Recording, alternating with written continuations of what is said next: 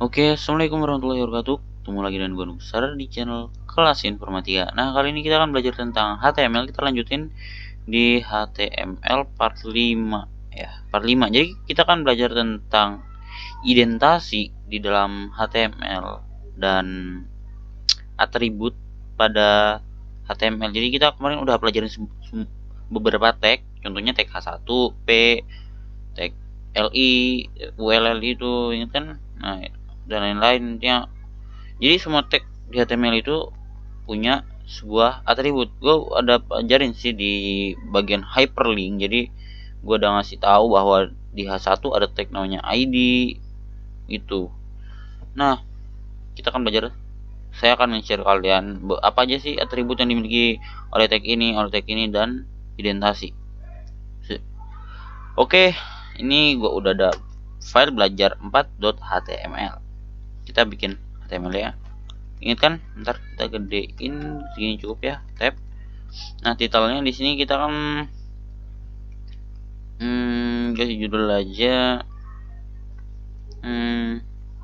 identasi dan atribut. Oke, langsung aja kita ngoding. Jadi kita akan belajar tentang identasi.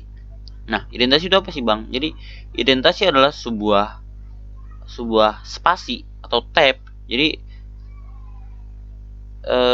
untuk identasi itu disarankan kayak gini, apa namanya, sebuah ruang untuk mengelompokkan sebuah blok sintaks. Nah, sintaks HTML yang ini head ini kan di pojokan. Nah, terus titel ini apa?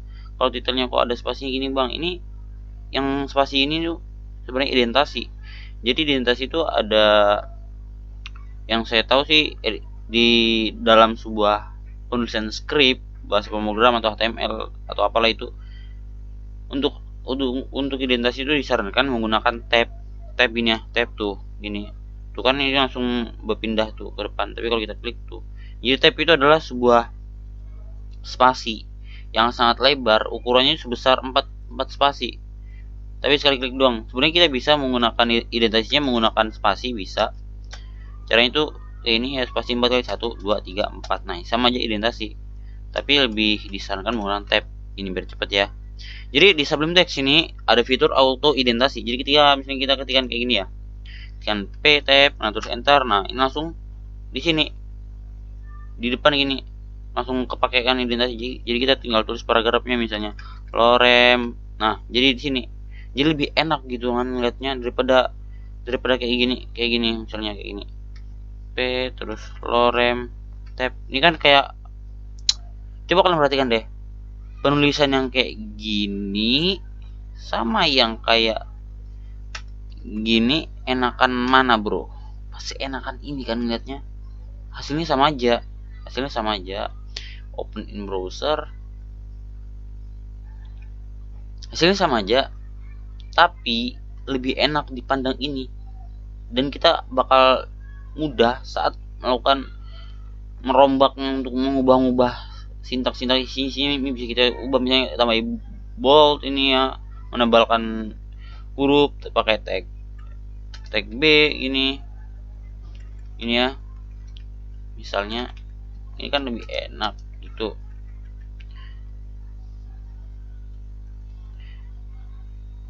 Ctrl S. Jadi sebuah apa namanya, identasi itu biasanya sih kalau gue lihat identasi itu sering dipakai kalau isi di dalam tag itu gede, banyak gitu, kayak gini tag P kan isinya program panjang.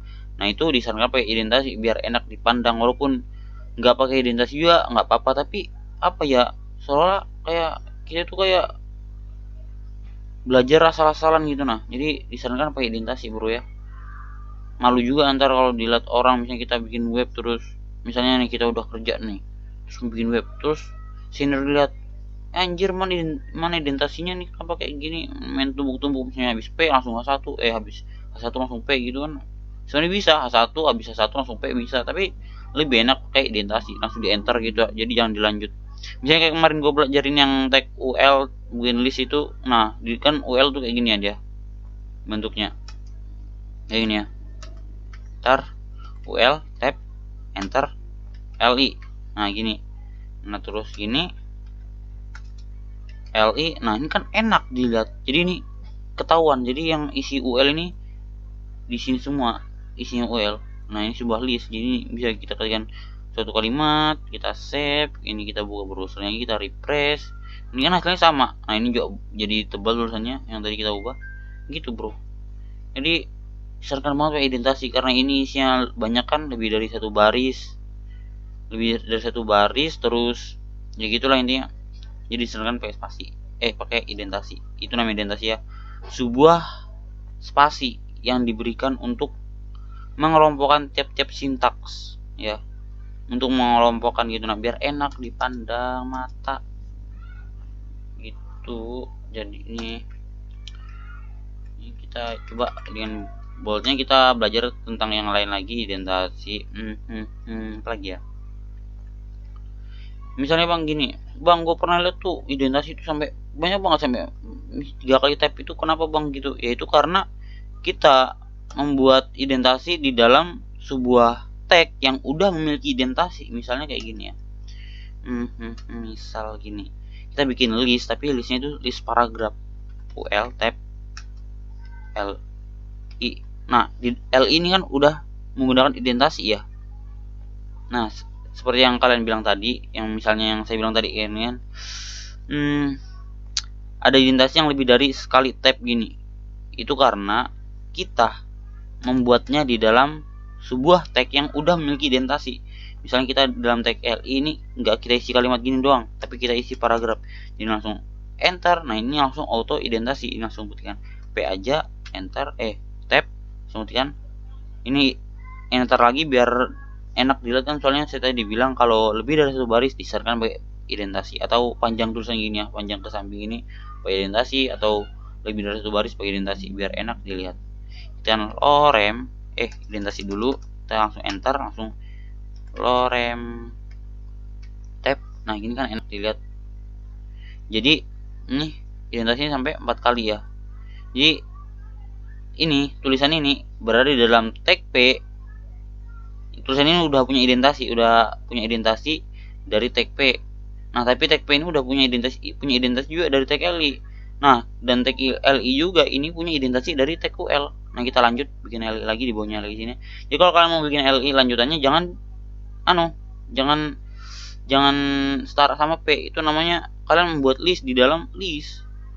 Ntar bakal error kayaknya, nggak tahu sih, HTML nggak bisa error kayaknya. Intinya kalau kalian mau bikin sebuah identasi ya sesuaikan, sejajarkan. Misalnya di identasi pertama ini isinya LI ya LI gitu. Jangan yang identasi ini pertama LI terus nanti selanjutnya LI ada di identasi yang kedua yang di bawahnya P. Jadi harus di bawahnya LI juga kayak gini. Tuh LI bentar. Ini LI tab. Nah gini, P tab, enter, lorem tab. Nah gini jadinya ya, struktur anunya identasi ya. Jadi kelihatan kayak menonjol ke atas, turun lagi itu. Nah itu karena identasi. Jadi cara bacanya gini, tulisan ini kan enak ya kalau identasi. Tulisannya dibungkus oleh tag P. Nah tag P dibungkus sama tag LI. Nah ternyata ada tag LI lain, tag LI ini. Nah tag LI ini membungkus tag P. Kita bisa lihat setelah identasinya tag LI itu ada tag apa. Ini kan ada tag P setelah identasinya tag LI. Nah berarti tag LI membungkus tag P. Nah setelah itu setelah identasinya tag P ada sebuah ini kata-kata ini sebuah paragraf ya. Nah gitu, jadi tag P ini membungkus suatu kalimat gitu.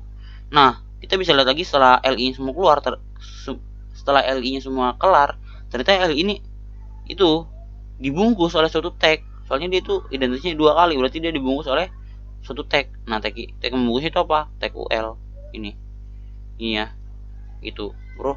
Kita save, kita coba. Jadi ini sebuah sebuah list paragraf, kita refresh. Nah gini ya, tuh kan panjang jadinya ya, walaupun outputnya sama, tapi saya sarankan banget kalian harus pahamin soal identasi ini ya. Kalau kalian bingung langsung komen di bawah ini ya. Oke, kalau kalian misalnya saya lambat respon, bisa langsung chat aja, ada WA saya kok di deskripsi video. Nah, sekarang kita udah belajar soal identitasi, kita akan lanjut belajar mengenai ini mic dari tadi jauh. Udah apa enggak ya? Tes. Kita akan belajar mengenai atribut. Nah, jadi di dalam part sebelumnya, part 4, gue udah ngenalin kalian sebuah atribut ID, atribut href gitu ya. Jadi atribut ID itu untuk memberikan sebuah value ID pada suatu tag. Kalau href itu sebuah value suatu link pada sebuah tag A. Tag A itu singkat dari anchor apa bacanya, susah gua. Intinya itu artinya itu jangkar lah. Jadi link untuk tag, untuk membuat link adalah bodo amat, nggak usah perhatiin yang gua mau barusan, gak jelas. Ini tag A itu untuk membuat link ya. Ingat gua udah ajarin sebelumnya. Kita hapus saja.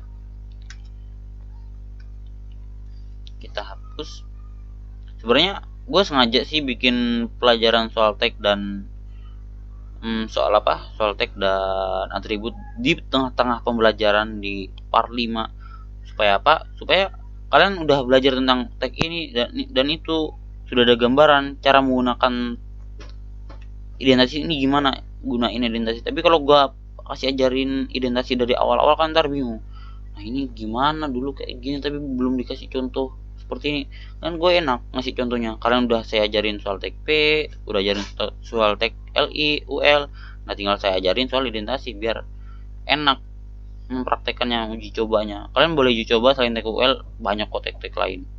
Ya. Oke. Misalnya tag P di dalam tag gimana ya?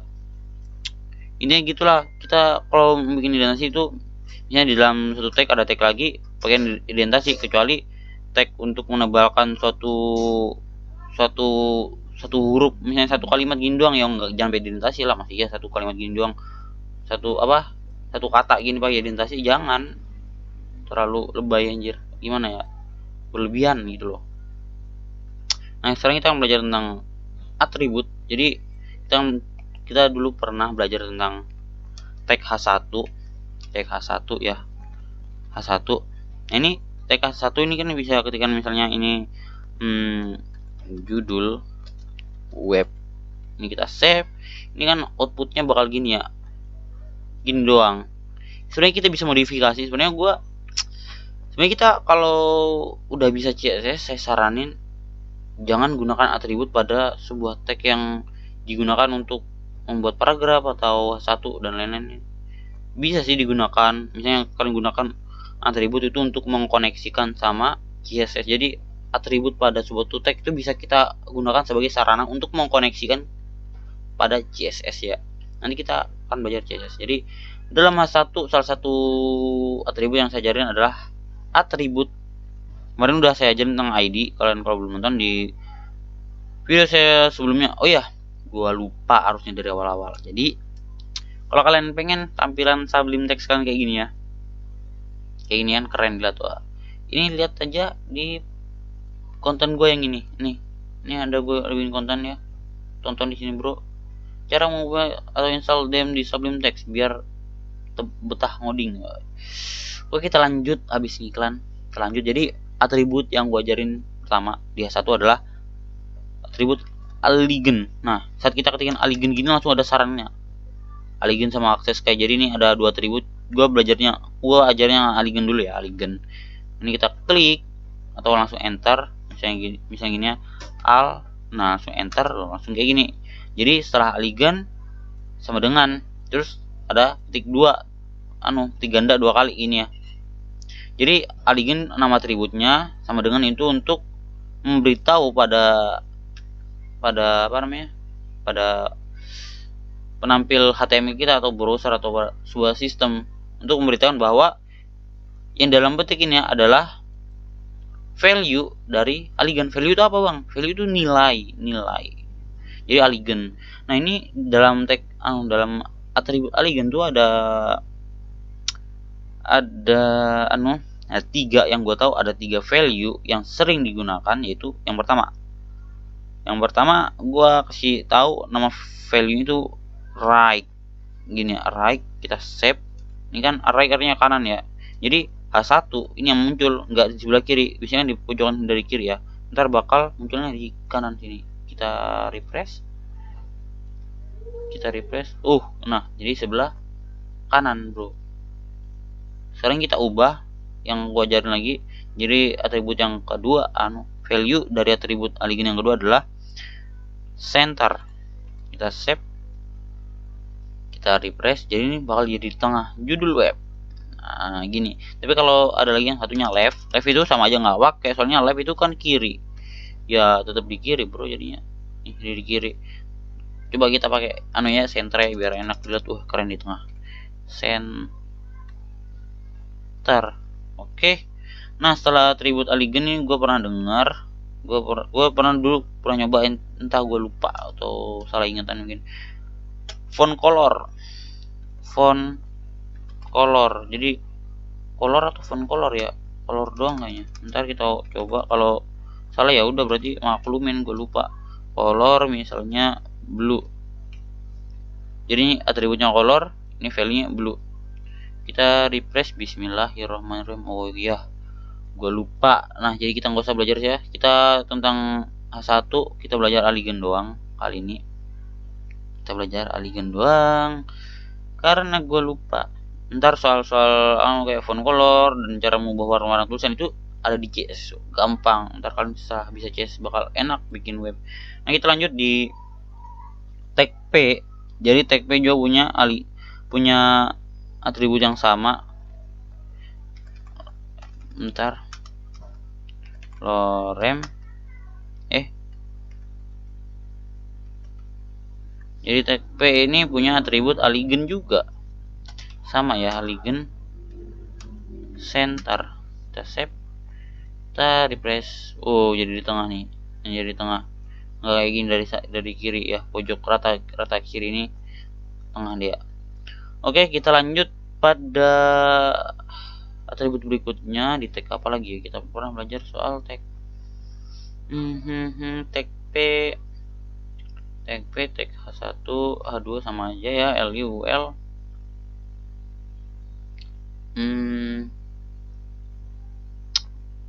Font tebal, gambar. Oh ya udah itu aja. Ntar soal atribut ini, atribut dasar-dasarnya doang, mungkin bakal kalian gunakan pada HTML dasar-dasar untuk membuat web, bikin belajar sendiri lah. Ini cuman saya ajarin ya tentang tag alien doang. Oke, sebenarnya gue ada sih tadi, cuman gue lupa mau ngajarin atribut apa lagi di tag apa gitu, gue lupa. Jadi ya ini udah lama juga sih ya, udah 17 menit, main lama nih. Yaudah oke, cukup itu aja konten gua kali ini. Udah jam 6 juga, mau jam 6 di sini, mau sholat maghrib gua. Oke, cukup itu aja konten gua kali ini. Jangan lupa like, comment, and subscribe. Gua Nuser dari channel Kelas Informatika. Salam.